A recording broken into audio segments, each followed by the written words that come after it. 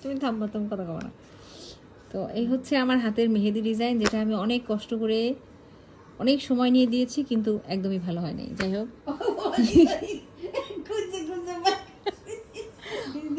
অনেক সময় নিয়ে অনেক খুঁজে খুঁজে দিছে, কিন্তু ভালো হয় নাই। যাই হোক, এটা বাদ।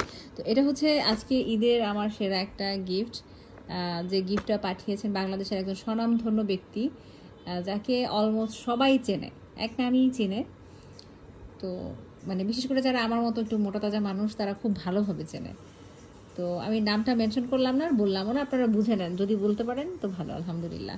তো এখানে আছে গিফট প্যাকের ভিতরে উনি আমাকে কি কি দিয়েছেন, সেটার ভিতরে আমরা একটু গবেষণা করি, দেখি। এটার মধ্যে আছে একটা organic extra virgin coconut oil. এটা আমি মাথায়ও দেই আর খাইও। এটা ভালো জিনিস, এটা আমার জন্য খুবই কাজের একটা জিনিস। এইটা হচ্ছে একটা বাদাম, যে বাদামের নাম হচ্ছে ম্যাকাডেমিয়া নাটস। কিন্তু যদি আপনি আমাদের বরিশালে যান আর বরিশালের ভাষায় এক্সপ্লেন করেন, তাহলে এটাকে আমরা বলি গুলাপ, যেটা আমাদের বাগানে হইতো। আর সেই বাগান থেকে আমার দাদি টুকাইতো, তারপরে সে নিজস্ব একটা তেল বানাইতো। এটা অনেক অয়েলি আর ক্রিমি বাটারি একটা টেক্সচার ছিল। তো দাদু এটাকে বেটে জাল দিয়ে তারপর তেল বানাইতো। তো আমি কখনো খাই নাই, দাদুও মনে হয় খাই নাই, তেলই বানাইতো। বাট হঠাৎ করে আমি এই প্যাকটা দেখে মনে হলো, এটা তো আমি ছোটোবেলায় দেখছি বাগানে অনেক, এটা দিয়ে হাঁড়ি পাতিলে আমরা খেলতাম এই নাট দিয়ে।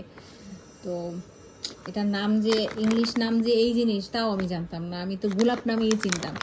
যাই হোক, খাইতে অনেক ভালো, অনেক বাটারি। আমি এখানে খাইলাম জীবনের প্রথমবার। এটা সুন্দর একটা জিনিস, ছোটোবেলার স্মৃতিচারণ করে ফেললাম একসাথে। যাই হোক, এটা হচ্ছে চিয়া সিড, যেটা আমার জন্য খুবই গুরুত্বপূর্ণ, কারণ আমি রাতে এবং সকালে 2 বেলা খাই চিয়া সিড। অসংখ্য ধন্যবাদ। আর এটা হচ্ছে টারমারিক, অর্গানিক টারমারিক। এটা হচ্ছে গরম পানি দিয়ে আমি এই পাউডার না, আমি কাঁচা হলুদ যেটা, সেটাই খাই। সকালে একবার খাই, রাতে 1 টুকরা খাই, সকালে 1 টুকরা খাই। তো এখন আর টুকরা চাবাই খাইতে হবে না কাঁচা হলুদের, এখন এটা পানির সাথে গুলায় খাইতে পারবো। সো এটাও আমার জন্য অনেক উপকারী একটা জিনিস। আর এটা হচ্ছে একদম পিওর ঘি।